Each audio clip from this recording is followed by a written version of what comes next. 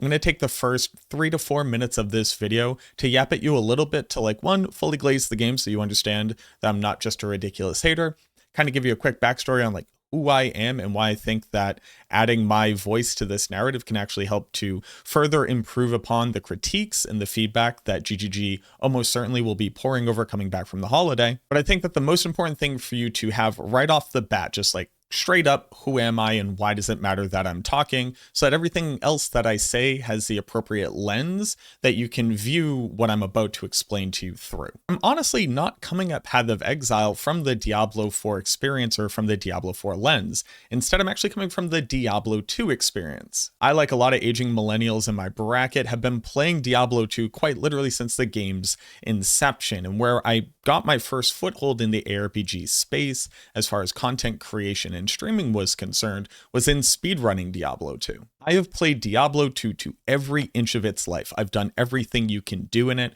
We even claimed the world first 99 ever when Diablo 2 Resurrected launched, along with my team. And if there's something in Diablo 2, I have done it. I have spent thousands of hours mindlessly farming every single boss, nowadays running terrorized zones, magic finding, doing trav runs, doing LK runs, trying to find ways of manipulating seed for speed running, etc. And I think that coming from the Diablo 2 perspective is what's going to vastly color my experience of Path of Exile, because although this game is coming out in 2025 and is a modern ARPG, it is the spiritual successor of Diablo 2 from GGG's perspective. And you can see that in the vast majority of decisions that they've made and how the game generally plays. And I think where they have differentiated themselves from Diablo 2 is amazing, the ways that they've iterated on it, the ways that the Diablo 2 mod space has vastly taken from the inspirations of Path of Exile to make the game better in those modded spaces. But also they have lost some of the ways within which Diablo 2 made itself most approachable,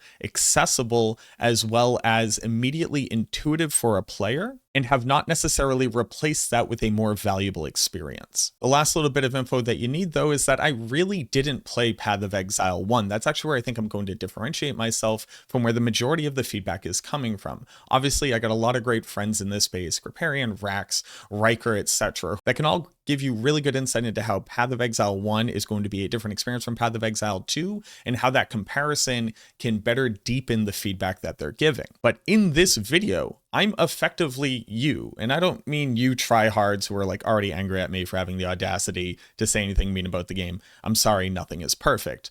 And no, I don't mean you, the lifelong player who loves both of these games, and you're just kind of interested to hear somebody else's perspective. I'm like you, the completely new, completely casual, maybe just walked into the ARPG scene player, because I just didn't play PoE 1. I tried my hardest. I've run up that beach more times than I can count, but it wasn't until Settlers of Kalgur, the most recent league, where the game finally clicked for me. Like I finally got what made PoE special. And then sadly, I could only make it to Act 6 before I had to jump back onto Diablo 4 and start covering new news in that game. So I've been almost desperately waiting for PoE 2 Early Access to come out. Not because I have consumed every single piece of media, not because I've researched everything, but because I got to be a brand new player of a video game in the genre that I've effectively tied my entire career to.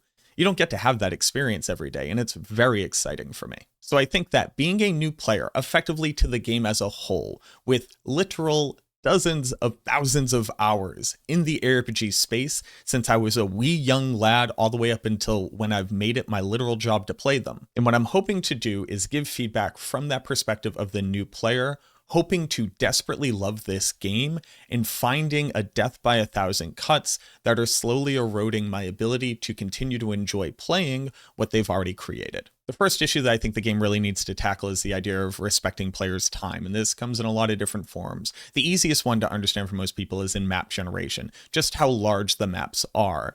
According to the developers in a recent interview, they expect you to be playing the campaign, each league, on your first character for roughly 60 hours before completion. Now, playing through Acts 1, 2, and 3 one of the largest complaints that I had was how often I was backtracking, how often objectives were not in seemingly logical places, or how going from one to the other in any one map was a huge slog. Developers already had checkpoints, and now you can teleport between checkpoints, and that does help out a little bit, but this issue kind of compounds on itself when you have the experience of somebody new walking in, where maybe they die and then all the monsters respawn, then they have to run back through, maybe you haven't found a checkpoint yet, etc. It goes even further into the endgame systems, or at least the early endgame of initial mapping, where obviously the whole idea of the map is that you're going to go through and slaughter everything and get all the loot. But when we're talking about efficiency in ARPGs, you tend to want to complete the task as fast as possible. And what that generally means is that you only have to kill the rare mobs in the map, or if there is a boss as well. And when you find out that the rare mob that you need to kill is all the way on the other side of the map, when there's no natural like circular logic to the map, it doesn't fold back in on itself. Something like this, where yes, it is just one big rectangle that I'm running through right now, but one section is effectively completely divorced from another section. Running all the way back through it with nothing to do inside of that obviously isn't fun. But it's once you get into mapping, you start putting in precursor tablets to the towers that you've unlocked, and you start to get a sense of what kind of map modifiers you want to do, whether it's bosses or breach or delirium or ritual, etc., where you really start to feel the disrespect. And that happens on death.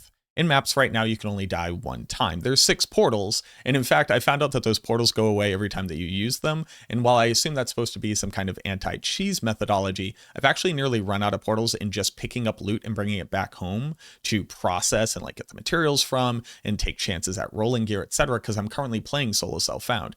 Every piece of gear that could be valuable is a missed opportunity if I don't check it out. But when you have a particularly juicy waystone, something that it can actually be very hard to maintain a good supply of unless you're actively buying them or you've already developed through your Atlas map passive points, and then you bring it into a map that might have a boss or might have ritual, heck, it might even have multiple modifiers that are all going to further increase the efficiency of the map that you're doing, and then you just manage to kill the boss, and then you die. Here's a list of the things that you now have permanently lost because you had the audacity of trying something that might have been challenging for your build as opposed to only running content that you've already trivialized. You have lost the node modifiers from your tower in the precursor tablet. You have lost the map itself, the actual waystone, no way to get it back, and it might have been one of the only ones that you had for that tier, meaning that you have to go back to the grind of running through lower tier content just to get opportunities to run higher tier maps. You lose the loot that you didn't pick up, and on top of all of this, you lose experience, something that I didn't even know because the game does not actually communicate this to you anywhere where there's no kind of pop-up. It doesn't tell you the first time you die, you don't get a tooltip.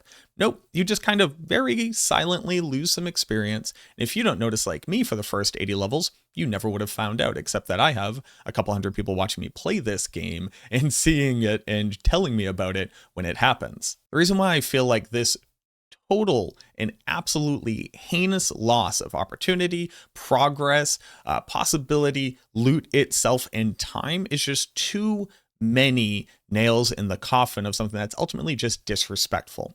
This game is a grinder's game, and that's very obvious. If you weren't aware, basically the first big pinnacle thing that most people learn about is going through and doing the burning tower. You have to find citadels on your map, and it turns out that if you die one time in that citadel, you fail the citadel, and you have to go find a new one. I have found a single citadel in 60 hours of endgame mapping at tier 15+. So we can add the list of the possibility of participating in future endgame content types to the list of things that you lose for having the audacity to die one time. I think this is just strictly too many negative outcomes, and a lot of like the nearly Stockholm syndrome levels of excuses that I was being told by community members who were watching me was that basically you don't deserve to progress on your character if you're not good enough to do the content.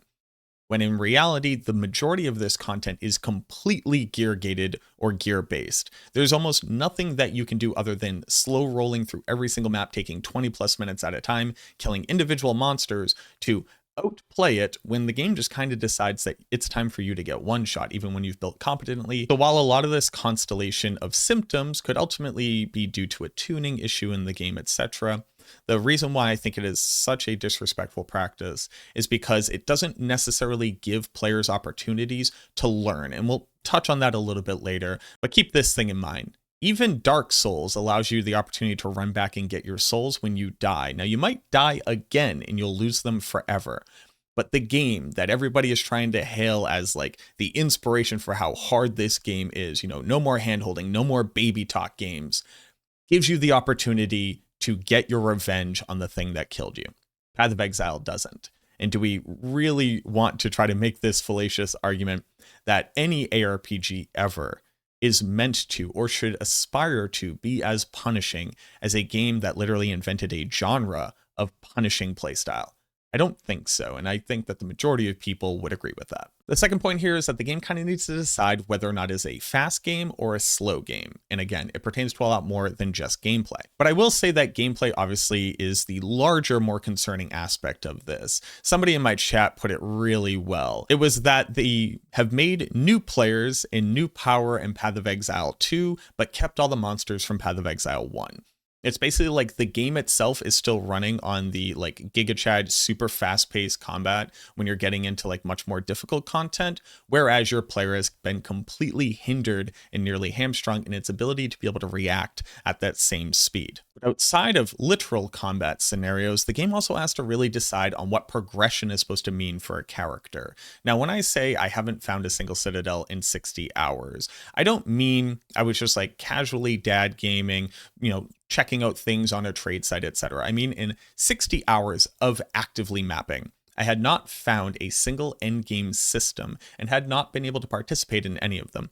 I hadn't gotten enough breach shards to be able to go do that endgame system. I hadn't found any of the ritual stones to be able to go do that endgame boss. I didn't even know that I could buy logbooks from the expedition because the game doesn't explain that to you anywhere. I was running towers, I was running maps. I didn't even know there were higher tier maps until somebody told me you can do that with a Val Orb. And then I didn't know that it could go even further than that with plus to monster level modifiers from things like your towers and tablets. But I have yet to find any of the other citadels either. And if the game is meant to be 60 hours of gameplay as the leagues start going through the campaign, and then a minimum of 60 hours for me to see 1/3 of the map types that I would need to find to at least fight one of the pinnacle bosses, at what point am I supposed to get to grinding the game to get the gear to do stuff when I can't even find the content to do it? If the game is meant to be incredibly challenging and slow going, then the amount of progress that you make per action that you take has to be larger or compensating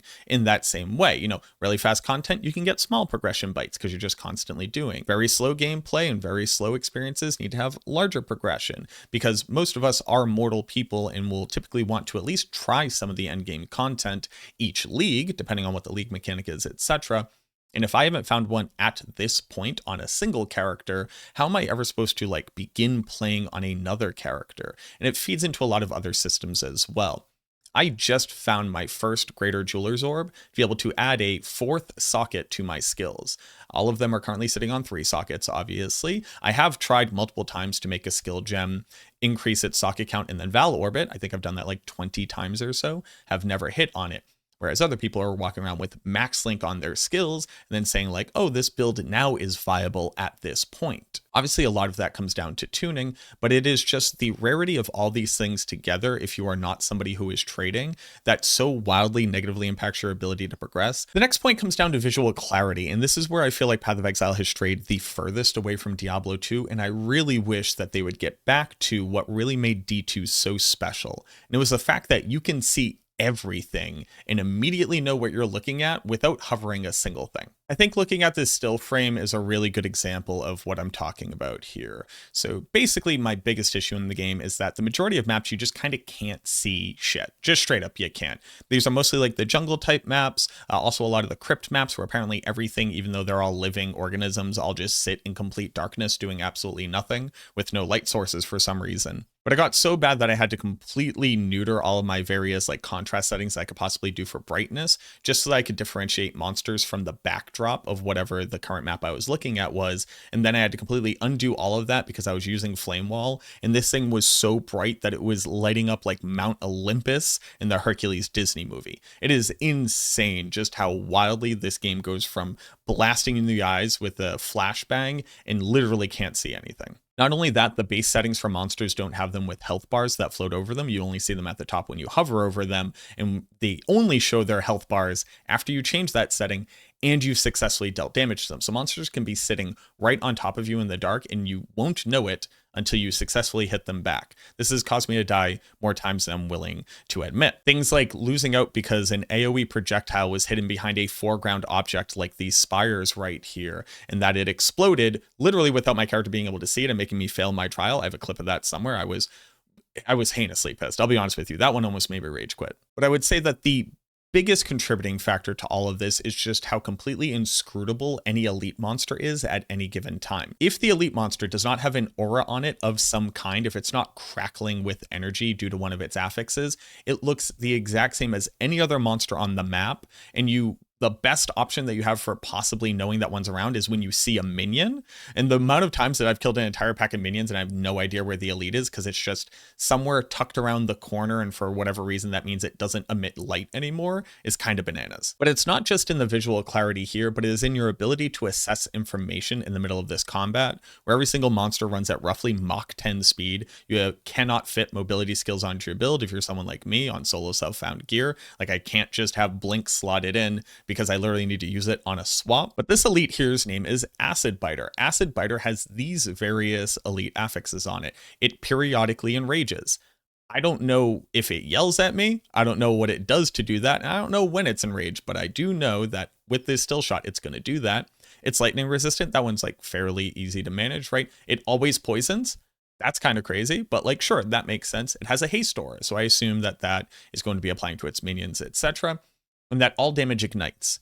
Here is my major issue. At any given point, the moment that I'm touched by this monster, without having quite literally taken a screenshot of it and read through all of these things, how am I supposed to know that these things are happening? The Atlas map is no better in this regard. While I generally vibe with this concept of a perpetually sprawling out, pick your own adventure, real goosebump style of experience, the fact that it is at what I could only describe as roughly the worst angle possible for an isometric view, as well as just how just indistinct each individual thing is, because each map type does have an indicator for what kind of map you should experience when you walk into it. And that's very cool, but you don't see it until you zoom in. And you are stuck at this maximum height of zoom out. So this visual clarity, less so about it being cluttered, etc., is in the inability for me to actually be able to view this in a way that makes the most sense to me. I would really love like a civilization style map where if you zoom out far enough, it just becomes hexes with indicators on top of those hexes to be able to see it. Zoom back in to see all the beautiful textures in the individual things and a little creepy vines coming up in these little houses that are probably going to suck for you to run through with minions, or maybe that's just a me problem. But let me zoom out so I can actually see, I don't know, more than a quarter screen of the map at any given time. Once you've really explored a ton of the Atlas, being able to navigate to any individual area where you might have left some tablets in a tower, been prepping an area to be able to, super juicy for map running, etc., is effectively impossible. And I really haven't gone altogether that far away. Only 60 hours of gameplay worth of, building through this thing, and it's effectively infinite. Let's go ahead and talk about RNG for RNG's sake. And I want to make this one a little bit fast, and it really just comes down to, at the end of the day, my biggest issue with the endgame systems, and it's that you might literally not even know that they exist because you never come across them. If you were to go check the tooltips for the different endgame systems like Breach, Expedition, Delirium, and Ritual, what you'll find out is that 2 of them tell you that you will slowly accrue effectively a token to be able to participate in an endgame system. And those ones basically will always drop at least one of them whenever you do them. The other 2 systems of Expedition and Ritual don't explain this at all in their tooltip, and they are just random occurrences where you might come across the key that you could buy to go do them. This is a logbook or the ritual stone or the ritual invitation. I've never even seen it in the game. I don't know what it looks like. And while I've already bellyached about the idea of the citadels just being completely random and just never coming across them, all of these things are RNG systems that stop you from even having the opportunity from going and failing at the content itself. The idea is that the content should be hard to do, but not hard to find. People may hear that and think immediately, and again, it goes to this weird elitism, which is like, you just want the game to handhold you. You just want everything delivered to you on a silver plate. Oh, no, I don't at all. Let me run a tower and let it shoot a fairy off into the distance that pops with a little explosion. That gives me a vague concept of which direction to go into to find the closest citadel. And it might still be 18 maps away, but I know that as long as I keep running that way, maybe do a tower every once in a while to triangulate, I might find one. You ever play Minecraft? Minecraft is one of the greatest games ever made. And one of the best things about Minecraft is that it has an incredibly difficult endgame system where you have to go kill the Ender Dragon. And to do that, you have to find a fortress. And the fortress is just somewhere in your world. And your world is massive. So what do you have to do? You have to go out and farm incredibly elusive and initially very dangerous monsters called Endermen to be able to get pearls. You then toss the pearl up into the air. It floats off into a little bit of an area and then drops down. Or explode. You might lose it forever. After doing these for long enough and triangulating for long enough, you'll generally learn which direction that you need to go to potentially find the fortress. Doing this over and over and over and over again, traversing the various parts of the world, bringing enough supplies with you so that you don't die. And you might find the fortress on the other side of the world. Now you have to set up a base, go down, actually complete the fortress, then go kill the Ender Dragon. Nowadays, most people have trivialized this. When I was doing this back when the game first came out, it was one of the coolest things I had ever done in a video game, bar none, hard stop. PoE 2, presumably an incredibly grinding focused ARPG that rewards people for gaining game knowledge and gaining mastery over the game, hasn't seemingly done this. It has not given the opportunity for the player to learn of a way to be able to go do the end game content. I haven't even failed at it yet. I haven't found it. So while we can argue about like how valuable items are and how often they drop, I feel like all of that is actually very good. Like item drop rate, your relative chance of getting decent stats, the ability to manipulate the items. That's like the bread and butter of PoE 2. And I think all of that is near perfect. Is rarity way too strong? Yeah, absolutely. Why does that ever apply to currency, right? Like that's absolutely bananas level insane to me. But I'm basically going to make a whole other video talking about that topic. And again, as it relates to Diablo 2. But this part of the game, this RNG of whether or not you'll even find the content to fail at it, just needs to be different. I was actually holding off on making build guides at all until I had beaten the pinnacle boss for the Burning Tower, because I figured it was kind of a foregone conclusion. I figured you would map around for a bit, find citadels, run them, get the key, and then run the boss. But I just haven't.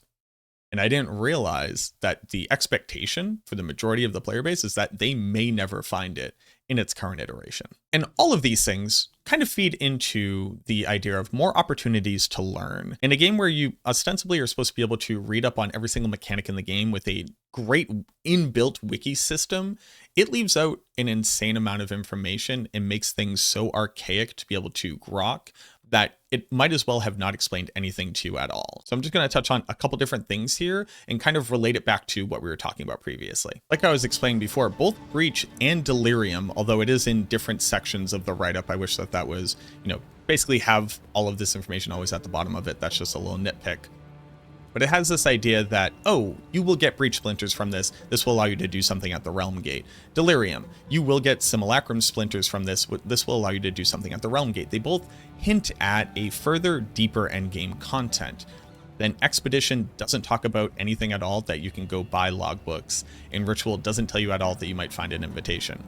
Now, it's perfectly fine for the game to have opportunities to discover stuff. No question there, absolutely. But if you're going to educate about some of these systems, you should probably educate about all of the systems. And I would say that any system added further should have this opportunity for the player to look into it and become educated without needing to go outside of the game or looking at a guide or checking something on a website. Why have it here if you're not going to have it here? We've already talked about the elite monsters. I'm not just going to bore you to death with that again, but the ability to learn in real time what is occurring as opposed to, I don't know, having eagle eye and cat-like reflexes to be able to speed read the affixes as you are desperately running away from the monster that's about to kill you. I don't know how they handle that. Maybe if the game slows down, you have a better time being able to read that, etc. Maybe elite monsters shouldn't have 6 different affixes, all with proper nouns that only exist in this game and only have an explanation in this game.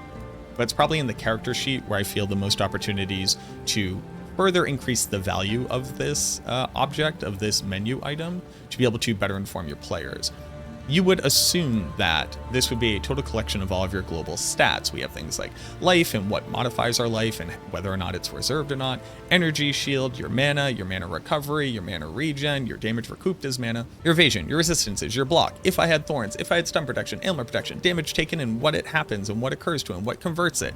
You think that this would contain all of my global multipliers, all of my global modifiers. I should be able to look at every single thing, similar to Diablo 2 Resurrected, where they finally just put every single stat that you have in your character in a big advanced stat sheet.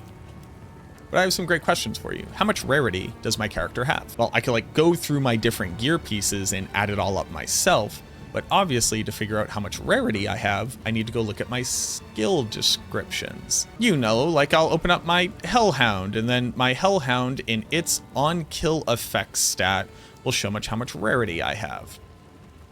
That seems like an interesting place to put this information. The best explanation that I got from chat was that in the future, it is likely that GGG will add a support gem, which will modify the rarity when you use a skill to kill something. So it needs to be in the skill sheet because your skill might have a distinct difference from your total global rarity as opposed to that individual skill. I'm sorry, that's bananas wild. That's absolutely inexcusably the worst way of communicating this information. I don't want to be that harsh, but like that makes no sense. If a skill is going to uniquely modify how much rarity I have and interact with that system in a different way, including that information in the skills section makes a lot of sense to me. Do you also just want to have it in the skill so that people can double check whether or not that skill is benefiting from rarity? Sure, absolutely, no question. But why is the global value here, which is unmodified, in which you can then assume applies to everything unless you go and individually investigate them to find that it works differently, why would it not be included here? Another example of this where I don't think everybody is going to vibe with my feedback on this, but absolutely needs to be here, is your total global critical strike chance modifier. Coming from Diablo 2 and Diablo 4, PoE is distinctly unique, where the weapon base itself carries a critical strike chance. That critical strike chance then determines the base crit chance of the skill that you use, and then critical strike chance modifier will modify your skill's expected chance to crit. So as such, using Mace Strike just as an example here, I have 6.15% chance to crit. Now here's my question to you. How much critical strike chance bonus do I have? Well, you can reverse engineer it, right? You know that the mace has 5%, so I just have to figure out how many larger percents that 6.15 is than 5%, and then reverse engineer that to 1 plus my crit chance modifier. Or the game could just include it here as an additional stat. It could say your crit damage bonus, your crit damage chance bonus, and then your final crit chance, so that you can just know that automatically. And people were arguing with me, basically saying like, why would you ever need to know that? You know the end result. Well, that kind of makes sense, right? If you already have the item and you already have the stats and you already know what number you're supposed to get because you're following a build guide, and then you look at it and you just go, oh, I do have it. Good job. I've reached the point that I needed to. GG for me. But what this doesn't do is allow a person to theorycraft, build on the go, make decisions, and be able to basically know what the outcome will be if they change something. What if I use a different weapon? What if there's something in the shop that I can just barely afford and I don't know what my end crit chance will be? Well, I can go through and re-add up all the crit from all of my gear and then also add up all the crit that I found inside of my skill tree. And then maybe I'm using a support gem that might modify crit chance. But what this doesn't allow for is for me to be able to, at a moment's notice, know these numbers so that I can theory craft and make informed decisions going further. I have to have a perpetual data sheet available of all of my global modifiers, which aren't shown in my stat sheets, just so that I can check them outside of the game. I really can't think of a defensible argument for why this information shouldn't be readily available in the game.